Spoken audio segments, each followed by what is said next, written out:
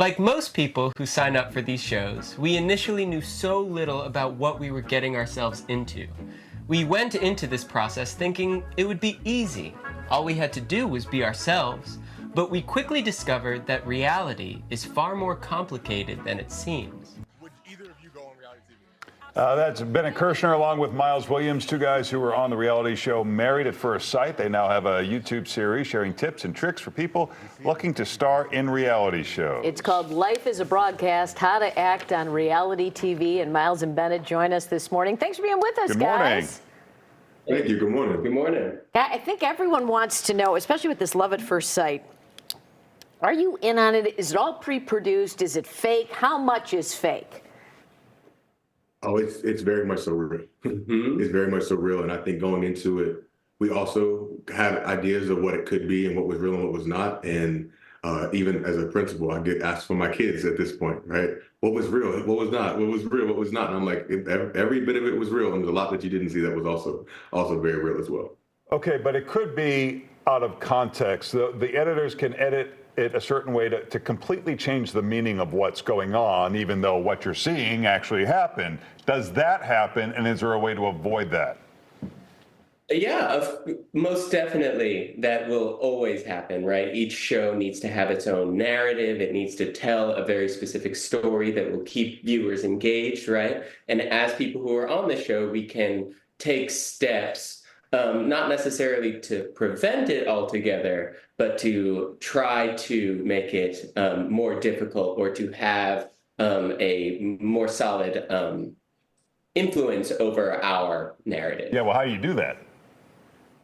Well, there are many ways you can do that, right? In an interview, you can use the conditional a lot. We're getting into the nitty-gritty here, right? So you can use, you can say, well, if somebody asks you, if you're on a reality TV show, somebody asks you, do you see yourself falling in love with this person, right? Rather than saying, yes, I do, using the conditional, saying, if such and such were to happen and, she said this and did this, then yeah, I could see myself potentially falling in love with this person. Using the conditional makes it harder, amongst many other tricks, for the editors to kind of make it seem as if you're saying something in very absolute I see. terms. So, Miles, let me ask, I'm sure there's a lot of people, I'm sure there's pitfalls of reality TV, but a lot of people want to be on it. So how do you get picked? I mean, did you follow some sort of pattern, or what was the trick? Or were you just yourself?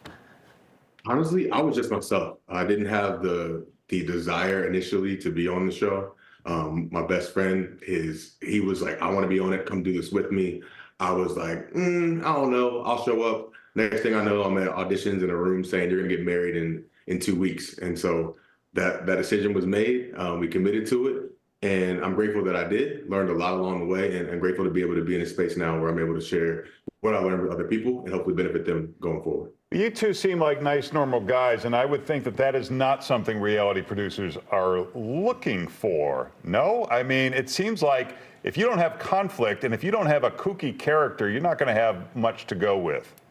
I think it really depends on the series you're talking about. If you're talking about Jersey Shore, obviously, of course, you're looking for these controversial, fiery figures. But if you're doing a show that's more love-based, that's kind of appealing to the more sentimental sensibilities of Americans, then you're looking for people who are genuinely looking to fall in love, And I got to talk about this Love at First Sight. I mean, you guys go in thinking, I'm going to marry someone who I've never seen and I've just talked to. That was not a problem for either of you guys. No, there was a lot of trust, a lot of faith in the process. I think we made a calculated risk, and it worked out for us in different ways. And so one of the best things that came out of that situation was a friend that I have for life now, and we're able to continue to build our relationship and share some things that we learned from our process with the world. And so happy about that. So the relationships did not work out, right? But you felt like you learned something from doing that?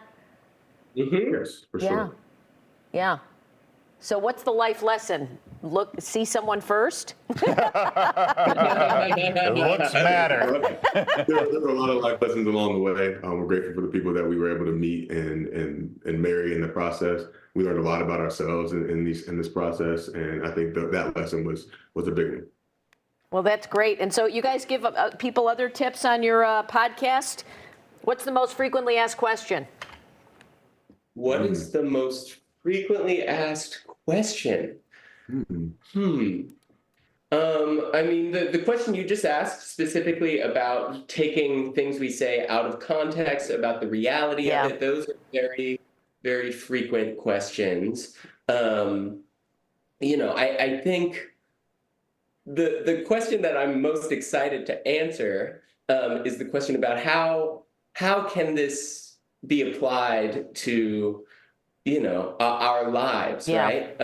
It's such a strange skill set to try to codify and capture. And we are so excited to share it with the world, to demonstrate that there is a way for people to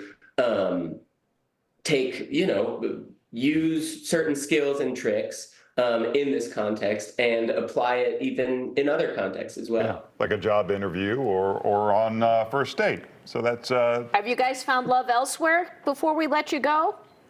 We have to follow us on YouTube to figure it out. Okay. All right. There's a little tease for you. All right. The YouTube show is called Life is a Broadcast, How to Act on Reality TV. You can follow them on all the socials. Thanks, guys. Thanks, guys. Well, thanks for having us.